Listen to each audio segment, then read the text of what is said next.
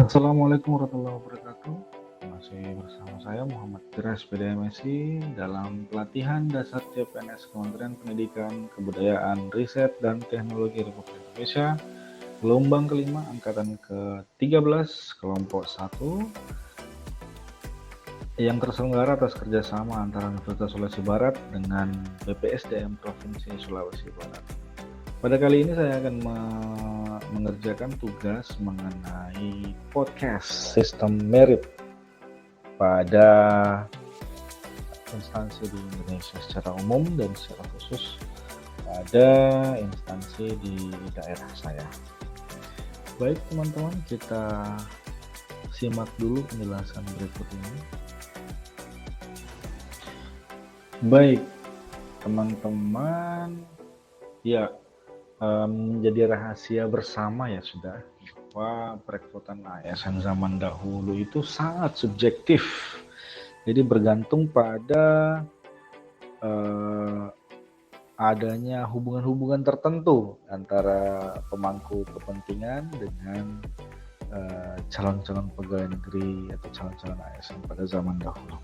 Nah, bahkan sistem perekrutan ASN zaman dahulu itu ada yang mengatakan bahwa kita menganut sistem spoil atau sistem perusak ya, di mana calon-calon ASN itu biasanya memiliki hubungan kekerabatan dengan pemangku kepentingan, kemudian ada afiliasi politik, mungkin karibnya, atau juga bisa jadi berpengaruh terhadap gendernya. Mungkin yang mau diambil adalah laki-laki misalnya atau perempuan. Ada juga yang subjektivitas lain itu seperti ras. Kemudian ada juga yang balas budi, misalnya dulu dia diangkat jadi ASN oleh keluarganya si calon ASN berikutnya lagi. Kemudian memandang fisik juga biasanya dan agama. Jadi perekrutan ASN zaman dahulu itu sangat-sangat tidak bagus ya, karena itu merupakan warisan-warisan dari zaman penjajahan. Nah, akibatnya ASN zaman dahulu itu tidak kompeten. Tingkat disiplin, etos kerja, dan budaya kerjanya sangat rendah. Kemudian pengelolaan SDM dan tujuan organisasi akibat dari sistem spoil tersebut menyebabkan pengelolaan SDM dan tujuan organisasi belum ada sama sekali keterkaitan antara keduanya. Kemudian akibat spoil system juga tadi, kuantitas, kualitas, bahkan distribusi pegawai sangat tidak ideal pada pemerintahan kita. Nah, oleh karena itu hal-hal tersebutlah yang menjadi latar belakang dibentuknya atau digunakannya sistem merit untuk birokrasi di Indonesia. Sistem merit atau biasa disebut dengan meritokrasi ya, secara harfiah berarti sistem yang bermanfaat ya. Nah, pasal 1 Undang-Undang ASN tentang ketentuan umum mengatakan bahwa sistem merit adalah kebijakan dan manajemen ASN yang berdasarkan pada kualifikasi, kompetensi, dan kinerja secara adil dan wajar dengan tanpa membedakan latar belakang politik, ras, warna kulit, agama, asal-usul, jenis kelamin, status pernikahan, umur, atau kondisi kecacatan yang terjadi pada badan atau tubuh dari calon-calon ASN tersebut. Sehingga dapat kita lihat bahwa ini sangat open ya, jadi semua orang memiliki kesempatan yang sama untuk menjadi ASN pada tahun-tahun ini. Nah, sistem merit ini dimulai sejak Indonesia sudah mulai menggunakan sistem seleksi ya, atau computer assisted test ya, pada tahun 2014 dan sampai sekarang tahun 2022 juga menggunakan sistem seperti itu, dan terbukti bahwa semua prosesnya betul-betul transparan. Ya, kalau dilihat dari segi manfaat sistem merit bagi organisasi adalah yang pertama, tentunya sistem merit ini akan mendukung prinsip atau penerapan prinsip akuntabilitas dalam pemerintahan, sehingga semua orang dapat akuntabel untuk kinerjanya. Kemudian sistem merit ini sendiri juga mengarahkan kepada sumber daya manusia yang selalu bertanggung jawab terhadap apa yang menjadi tugas dan fungsi pokoknya dalam pemerintahan tentunya. Kemudian pemerintah sendiri mendapatkan pegawai yang tepat. Jadi the right man in the right place, pegawai yang tepat pada posisi yang tepat, dan juga tentunya mendapatkan pegawai yang berintegritas.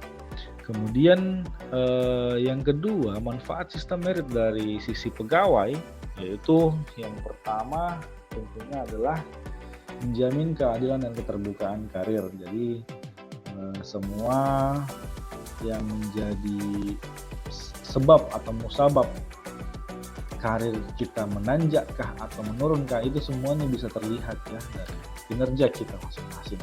Jadi kalau kita memang berusaha untuk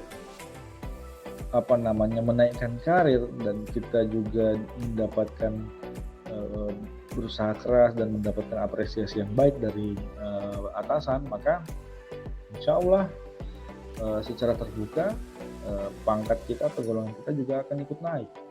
Begitu pula ketika kita memang bermasalah, maka dengan menjadi ASN juga nanti akan ada hukumannya tentunya. Kemudian manfaat sistem merit yang lain bagi pegawai adalah memiliki kesempatan yang sama untuk meningkatkan kualitas diri. Jadi jika kita ingin meningkatkan kualitas diri kita sebagai ASN, maka pemerintah atau instansi yang kita tempati bekerja tentunya mempunyai sistem-sistem pengembangan atau peningkatan kualitas diri dari masing-masing karyawannya atau pegawainya. Nah, baik itu berupa pelatihan, workshop, ataupun mungkin sekedar coaching oleh atasan, juga merupakan salah satu cara untuk meningkatkan kualitas diri dari ASN kita. Nah, ujung-ujungnya sistem merit ini akan menjamin dalam memonitoring, kemudian dalam penilaian dan pengembangan karir dari setiap ASN. Ya, jadi pangkat dan jabatan kita sebagai ASN tentunya akan sangat terbuka dan sangat sudah dapat ditentukan arahnya ya. Jadi kita memiliki karir path yang jelas. Kemudian untuk mengadakan proses mutasi dan sebagainya tentunya bukan karena faktor like and dislike ya nantinya. Ketika kita sudah kokoh menggunakan sistem merit ini, maka penyebab atau mengapa kita dimutasi pasti ada sebab dan akibat. Sebabnya misalnya memang daerah tersebut membutuhkan kita sebagai tenaga ahli, misalnya seperti itu. Kemudian ada juga yang namanya penilaian kinerja.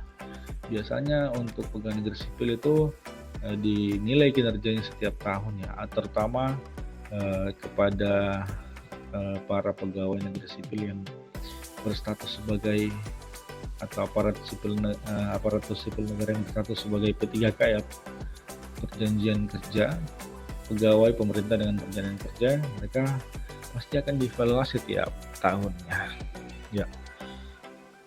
Mungkin seperti itu ya merit sistem yang sudah berjalan di Indonesia. Adapun penerapannya di Indonesia ya, yang seperti kita lihat semua instansi pemerintahan sudah menggunakan penerimaan atau rekrutmen dengan CAT, kemudian berbasis IT, dan pengumuman semua juga sudah tersebar luas di internet. Kemudian untuk di daerah saya juga sudah mulai, saya di Kabupaten Kolak sudah mulai menggunakan merit system ini ya. Contohnya dalam penentuan atau pencarian jabatan atau penentuan pejabat-pejabat menengah ya. Misalnya kepala sekolah dan kepala dinas. Jadi mereka sudah punya tes tersendiri bagaimana supaya mereka eligible untuk menjadi pejabat-pejabat tersebut, sehingga untuk menjadi pejabat sangatlah terbuka ya, semua orang mempunyai kesempatan yang sama ketika dia sudah mempunyai prasyarat yang ditentukan, maka kemudian nanti mereka boleh untuk mendaftarkan diri menjadi pejabat-pejabat tertentu.